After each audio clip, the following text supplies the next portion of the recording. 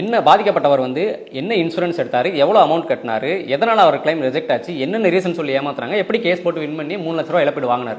Okay, இவர் பாதிக்கப்பட்டவர் பேர் வந்து ராஜாராமன். அவருக்கும் அவர் மனைவிக்கு சேர்த்து ஆரோக்கிய பாலிசி அப்படிங்கிறது வந்து 30 ஜூன் 2023 எடுத்திருக்காரு. அதுக்கு ஆண்டு பிரீமியமாக ரூபாய் 20,751 தொடர்ந்து கட்டிட்டு வர்றாரு. எத்தனை வருஷத்துக்கு அந்த பாலிசி? அது வந்து ஒரு வருஷத்தோட ரினியூல் பண்ணணும். அது ஆண்டு பிரீமியம் வந்து 20,751. 2023 ஜூன்லேருந்து இப்போ வரைக்கும் லேட்டஸ்ட் வரைக்கும் கட்டிட்டு தான் வந்துட்டு இருக்காரு. அவர் ஒரு வருஷம் கட்டிட்டு இருக்கணும், அவருக்கும் அவர் மனைவிக்கு சேர்த்து. இதில் வந்து என்னன்னா, அந்த குறிப்பிட்ட நோய்க்கு தவிர மற்றதெல்லாம் எடுக்கணும். இவர் எடுத்தது வந்து என்னன்னா ஹார்ட்டுக்காக உள்ளது எடுத்தது. அது வந்து பாலிசி போட்டதுலேருந்து கவர் ஆகும். அது உண்டது. Okay okay. அதுக்கப்புறம் இன்சூரன்ஸ் பாலிசி எடுத்ததுக்கப்புறம் என்ன ஆச்சு? இவருக்கு என்னன்னா, பாலிசி எடுத்த பிறகு 2024 7ஆவது மாதம் போல் கொஞ்சம் மயக்கம் இருக்கிறனால மன்னார்குடியில் உள்ள டாக்டர் பிரகாஷ்மூர்த்தி அவர்கிட்ட போய் முத பார்க்குறாரு. இருக்கும்போது அவர் டயபிட்டிஸ் இருக்கிறத முத கண்டுபிடிக்கிறாங்க. கண்டுபிடிச்சா அந்த 2024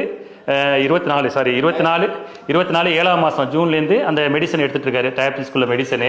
இன்சூரன்ஸ் எடுத்ததுக்கு அப்புறம் ஒரு வருஷம் கழிச்சு கரெக்டாக 2024 ஜூலை மாதம் அவர் உடம்பு முடியாது, ஆஸ்பத்திரிக்கு போறாரு, டயபிட்டிஸ் இருக்குன்னு இருக்குது.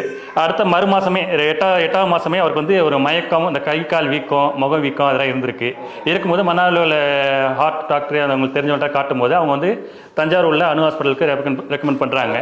ஓகே, அங்கே போயிட்டு என்னைக்குன்னா 12/8 வந்து அங்கே போய் அட்மிட் ஆகுறாரு. 2024 போய் அட்மிட் ஆகுறாரு. அந்த முகவீக்கம், அந்த நீர் இது, அந்த முதலுதவி சிகிச்சையெல்லாம் செய்கிறாங்க. அங்கே சிகிச்சையில் அவங்க ஃபேமிலிக்கு வந்து திருப்தி இல்லாமல் எத்தனை நாள் அங்கே 4 நாள் இருந்திருக்காங்க. 8/8லேருந்து 12/8 வரைக்கும் இருந்திருக்காங்க.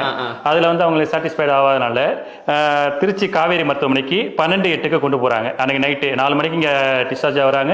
7 மணிக்கு வந்து திருச்சிக்கு கொண்டு போய் அட்மிஷன் போட்டுறாங்க. விடிய காலில் அவருக்கு வந்து ஹார்ட் ஆப்ரேஷன் பண்ணுறாங்க. பைபாஸ் ஆப்ரேஷன் பண்ணி 15/8 வரைக்கும் அங்கே ட்ரீட்மெண்ட் எடுக்கிறாரு. இந்த இதில் வந்து என்னன்னா, அணு ஹாஸ்பிட்டல் செலவு வந்து 41,263 ரூபா. 4 நாள் இருந்ததுக்கு 41,000 செலவு. அப்பவே வந்து என்ன செய்யணும், அந்த ட்ரீட்மெண்ட் இருக்கும்போது அவங்க ஃபேமிலியிலேருந்து ஹெல்த் இன்சூரன்ஸ்க்கு சொல்லிட்டு கிளைம் கேட்கும் போது அவங்க வந்து ரிஜெக்ட் பண்ணிட்டாங்க. என்ன ரீசன் தெரியல. அவங்க பதட்டத்தில் அதை கவனிக்கல. அடுத்த ஹாஸ்பிட்டல் போறாங்க. காவேரி மருத்துவமனையில் போயிட்டு அங்கே செலவு பண்ண தொகை 2,87,487. அந்த இதையும் ரிஜெக்ட் ஆகுது. அது ரிஜெக்ட் ஆனோன்னா இவங்க மொத்தம் 3,28,000 நினைக்கிறேன். ஆமாம், 3,28,000 ரிஜெக்ட் ஆகிடுச்சு. இவங்க என்ன செய்யறதுன்னு தெரியாதனால அவங்க உறவுக்காரர்கள்ட்ட எல்லாத்தையுமே கடன் வாங்கி அந்த கடனை வந்து செலுத்திடுறாங்க. அந்த ஹாஸ்பிட்டல் செலவு செலுத்திட்டு திரும்பி வந்து வீட்டில் வந்து எல்லா டாக்குமெண்ட்டையும் எடுத்துட்டு மன்னார்குடியில் ஆஃபீஸ், அவங்க ஹெல்த் இன்சூரன்ஸ் ஆஃபீஸ் இருக்குல்ல, அங்கே போய் அந்த ஏஜென்ட் மூலியமாக கான்டாக்ட் பண்ணிட்டு அவங்க மூலியமாக எல்லா டாக்குமெண்ட் சப்மிட் பண்ணுறாங்க. 19/8/2024 சப்மிட் பண்ணிட்டு இருக்காங்க. ஆனால் எந்த ஒரு இன்ஃபர்மேஷனும் இல்லை. பல முறை அலைஞ்சு பார்த்துருக்காங்க, எதுவுமே இல்லை.